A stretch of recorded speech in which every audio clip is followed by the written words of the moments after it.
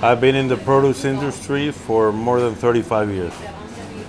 I've dealt with major retailers in the US like Walmart, Kroger, Safeway, in Canada, Loblaws, and So yeah, you know what you're Sobeys. talking about. Yeah. Yeah.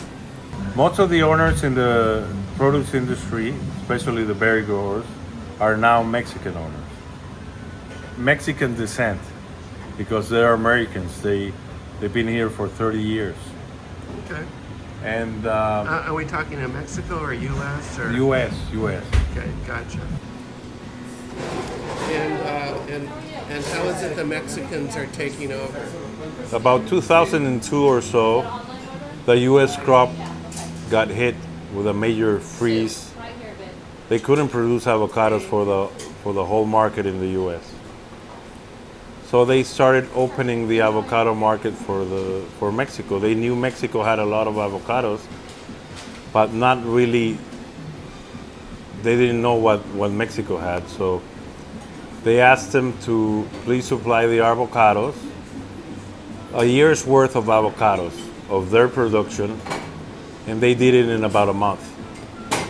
Because they had so much. They had so many. So the avocado industry became huge in Mexico. Most of the U.S. firms like Calavo, Mission, Westpac, the top four big companies in the U.S. started looking at Mexico. There's 52 packing houses in Mexico now. Before it was like 30. 10 of those are owned by U.S. companies, and the other 30, I would say, they're still with the U.S. relations. Mexico doesn't own that. So from 2005 to 2025, you can search anywhere, you'll see a massive growth of avocado. Also tomato, the same deal with the tomato.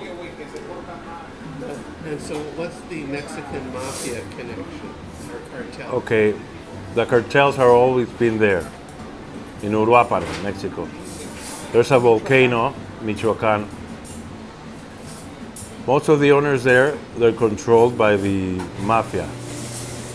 So every little avocado tree that grows there, they know about it, and they know to which company it goes.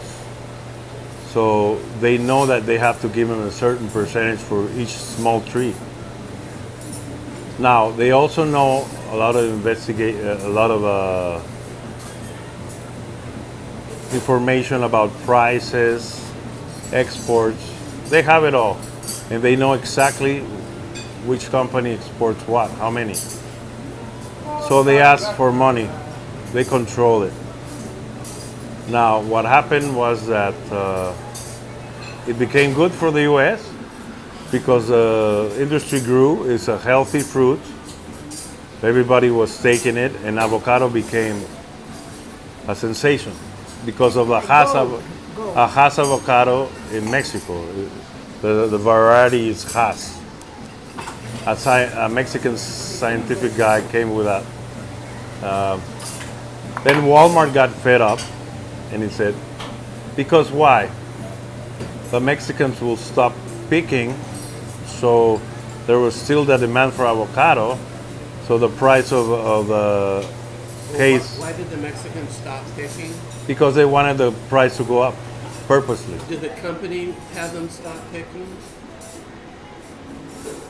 The owners of the huertas, of the acres, were controlled by the mafia.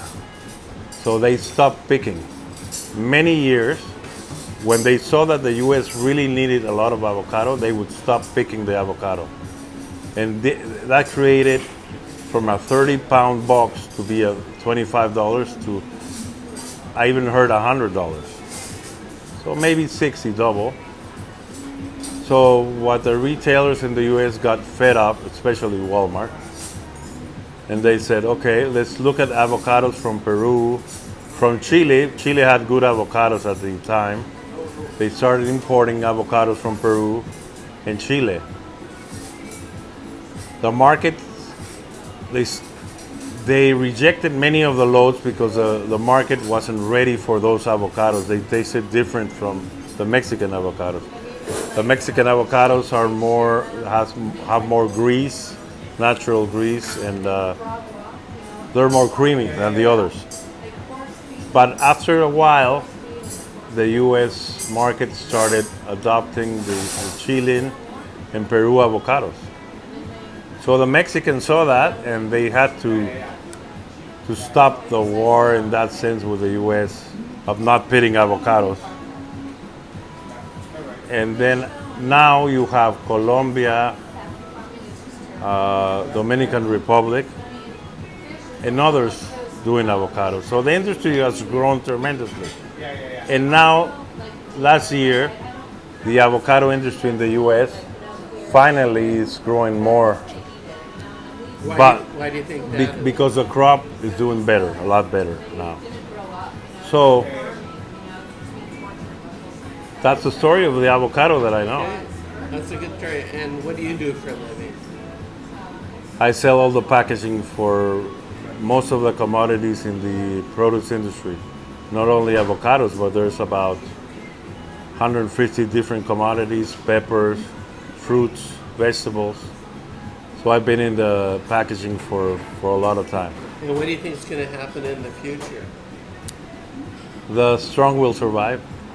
Many of the Mexican companies that are exporting to the U.S., 70% or 80 are owned by Americans. But they don't tell you that. But what about the cartel? Don't they own them?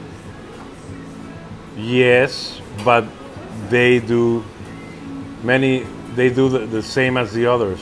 They pay a floor price for what they're mainly the avocado. And the tomato is not that bad, but in the avocado industry they still pay a fee to get the avocados out of Mexico. It's like an association. Whatever they see that is going out, you need to pay a percentage. So that's the problem here is the Mexican government,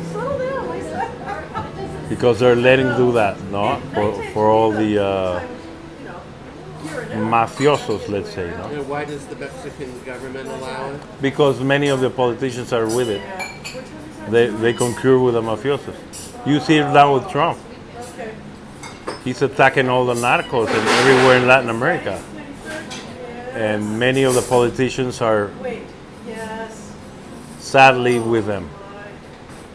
So Mexico and Latin America have their problems. The U.S. has its problems too. Politicians, the Republicans and the Democrats, they also have their interests, their lobbyists, but you don't hear about that, neither. So, So does Trump want the situation to stay the same, or what do you think he wants?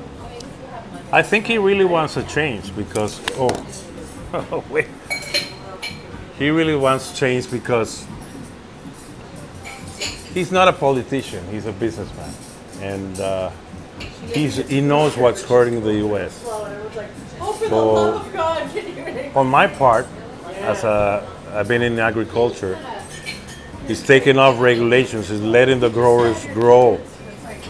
Even the U.S., he's protecting the U.S. market from their own, because like I told you, 70 or 80% are U.S. companies. But he's making them come back here to produce more here. Because if you don't do that, the U.S. will be lost. Then the U.S. wouldn't produce anything in any industry. And what would happen? The U.S. will become a remote job place with a lot of AI. And you don't want that in the U.S. because production is controlled somewhere else, and the U.S. has nothing if something happens. So. And lastly, do you have a philosophy of life? Like, what slogan do you go to by to be happy and get ahead? I would say listen to everybody in every culture. And in the U.S., we're from all the cultures in the world. The 13 colonies came from different places in Ireland, England, Scotland. I'm 13% Scottish. I have a lot of history in the U.S. Here. My last name is Wilson.